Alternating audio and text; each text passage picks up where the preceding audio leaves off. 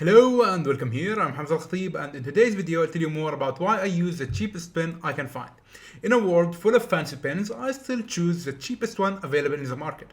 It is simple, so let me explain why. The perfect pen discussions are endless nowadays. It's easy to get lost while trying to find the perfect pen for you.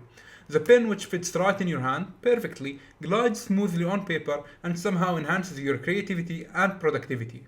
However, this search can often get overcomplicated with expensive pens often requiring refills, maintenance, and special handling. In reality, the perfect pen is a pen that gets the job done in a reliable, comfortable, and in an effortless function.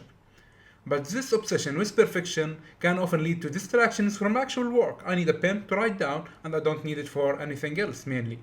So this will lead to a question: is actually simple better than luxury? In pens at least.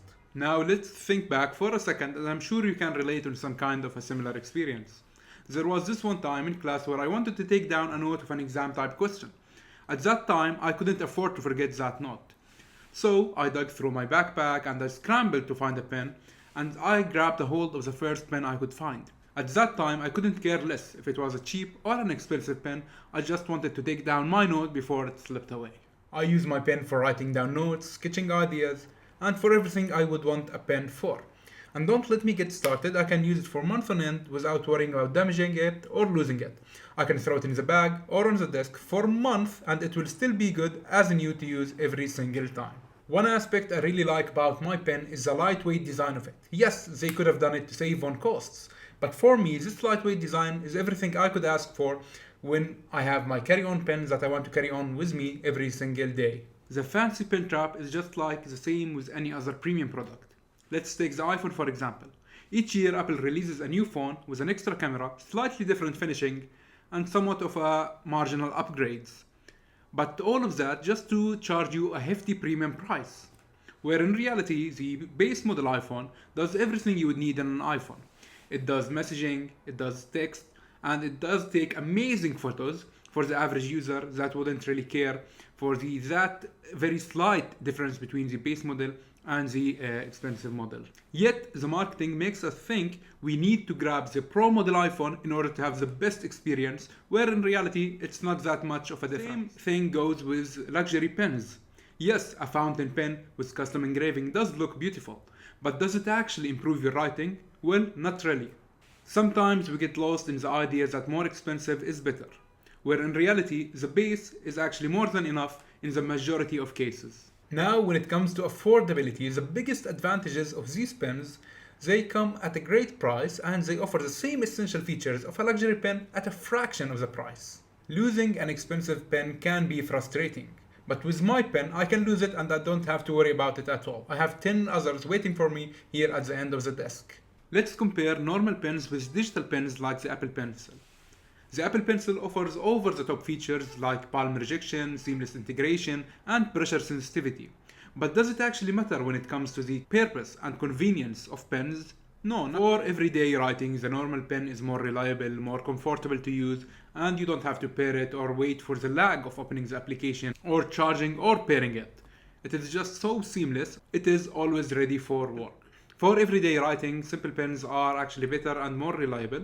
They are more comfortable to use. You don't have to pair it or charge it, and it is just ready to use every single time without having the delay of opening the application or unlocking your iPad or having to charge your iPad or the pen itself. The normal pen is just easier, it's just ink on paper and you wouldn't need anything else. While the Apple Pencil is great for those who are deep in the digital ecosystem, sometimes simpler is just easier and beats technology. Now, before I end this video, I thought I would show you just an example of what a cheap pen or the pens that I use look like. I have here just a couple of different pens that I use. All of them are the cheapest you can find in any library, and I will tell you which ones I prefer and why I prefer them. So the first one which I used mostly is this one. This one is really nice. You can see here its company, but I don't think it's really relevant as many companies make the same design, but they are different companies, but they basically have the same design, like these two right here. This one I've used most. I really liked how its diameter was small, its grip was nice. It doesn't have rubber padding, but it's just the feeling of it in hand is very good, and you can use it on a frequent or on a long periods of time without having any problems. You also have these two right here. They are from the same company. They are also really nice. They do have here a rubber padding. They are circular in design, and they also have a narrow diameter in comparison to this one, and I can use them for long periods of time without any problem. Here I have the Pilot pen. It is quite popular, in fact. The company itself, Pilot, was established more than 100 years ago in 1918. So it is a well-known and a very trusted company, and you can get them in multiple of different diameters. Here I have the 05, the 07, and multiple different more. And honestly, this pen is really nice, but there is one thing I don't really like about this pen. As you can see here, it is circular in design, it does have rubber padding, and it is good feeling in hand. But what I really don't like about it, its diameter is relatively larger than the others I have here.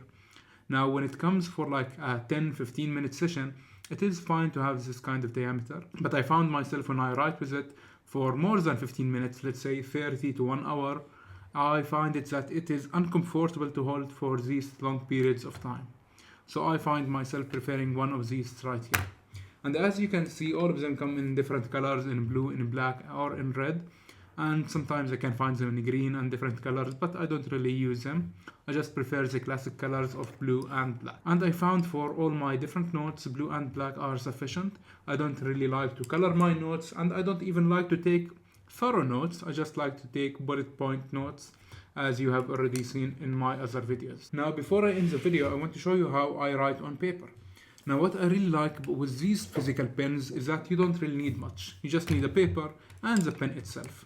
Now, here is the pen that I like most, and it does write very nice, as you can see. But I've lost the cap for this one, so when I leave it from time to time, it will be a little bit dried up. But I just can like draw a line right here, and it will just come back to life. The same with the other one, like this one I have here. It's also very nice. The diameter is like almost perfect. It is a little bit larger than this one, but smaller than the Pilot one. But also writes very nice, as you can see. And here is the Pilot one. It is a 05, so it will be a little bit thicker than the rest. And from all of them, the least dry when you first write with it is the Pilot one.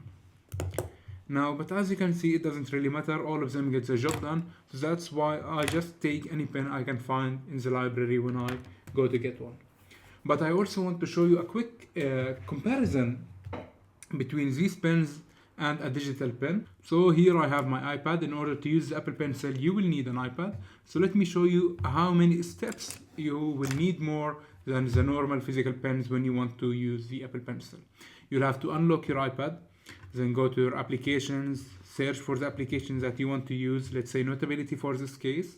And from here, I will go to the notes I have here. Then I will press on the new note. And from here, I will open a new note, and then I can start typing down my note.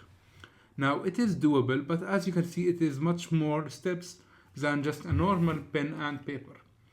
But let's say you were in a rush and you wanted to take down a note very fast. There is a way for this. You just close your iPad, and just from that, let's say your Apple Pencil was right here. You can remove your Apple Pencil, type on the home screen, and it will open a new note in the Notes application. Now, what I really don't like with this feature is that you can't choose what application to take the note on.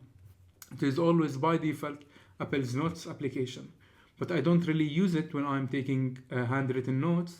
So it is for you to decide. But let's say you want to take a quick note where you don't want to forget the idea or the notes that you are taking. You can just do it real quick this way. So now for the final question. Is actually simple better than luxury? Well, I can't decide for sure. I have never used a luxurious pen. But I can tell you that my pen, my cheap pen here, will do everything for me that I would need a pen for. Now, the most luxurious pen that I've spent money on is my Apple Pencil, and it is a digital pen, so I can't really compare between them. So you be the judge. Is actually the one that costs more better than the one that I have here? Let me know in the comments. Thank you so much for watching this video. I have many others waiting for you to watch in my channel. I would really appreciate if you can like and subscribe, and I will see you in the next one.